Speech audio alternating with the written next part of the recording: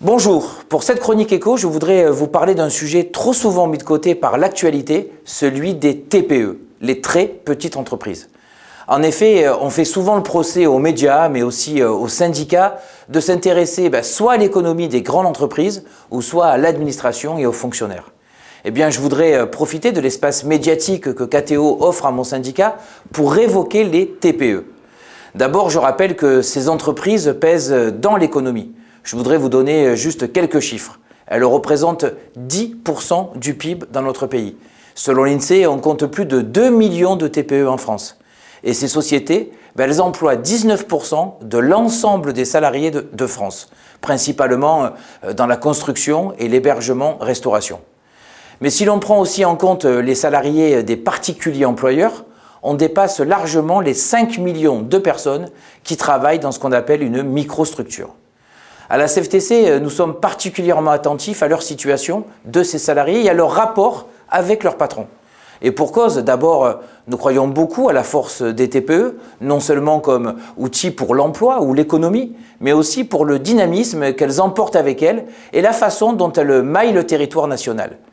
La vitalité d'un village se mesure souvent à son nombre de commerces. Quand il y a un bistrot, un boulanger, un boucher ou d'autres artisans, c'est là que la commune est dynamique.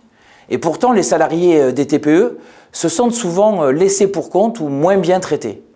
J'en entends souvent me dire « je n'ai le droit à rien ». Alors même que les salariés des grandes entreprises, eux jouissent des avantages négociés pour eux par leur comité d'entreprise, qu'il s'agisse de la mutuelle, de la place de cinéma ou encore de la formation. Au-delà de cette injustice à corriger, j'ai une attention particulière pour les TPE et leurs salariés. C'est aussi parce que je crois que c'est là, dans ces entreprises, que l'idée de la doctrine sociale prend tout son sens. C'est fort de cette doctrine que nous considérons pas le patron comme un ennemi, mais plutôt comme un partenaire. Et forcément, cela se concrétise dans une TPE où un patron peut parfois être un père, un conjoint ou un membre de sa famille. Comme dans le cas des salariés du particulier employeur, où le fait de faire rentrer quelqu'un sous son toit, c'est quelque chose de fort. Dans cette situation, on a besoin de confiance réciproque. Mais nous ne voilons pas la face, dans les TPE, ça arrive aussi que les tensions soient fortes.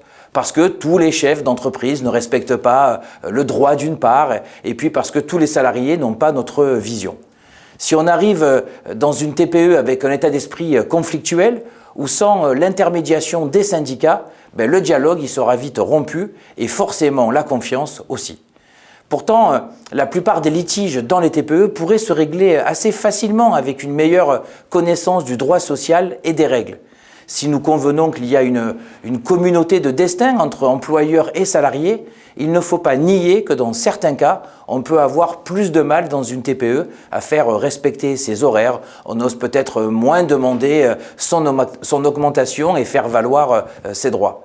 On a peur des réactions humaines qui peuvent impacter l'organisation du travail. Mais cette peur ne doit pas être un obstacle. Le dialogue social est un dialogue social constructif et il peut et doit être la réponse à ces tensions, même dans les TPE. Enfin, le dialogue est surtout le meilleur moyen d'éviter que ne se présentent les problèmes, les régler en amont pour que le travail reste facteur d'épanouissement.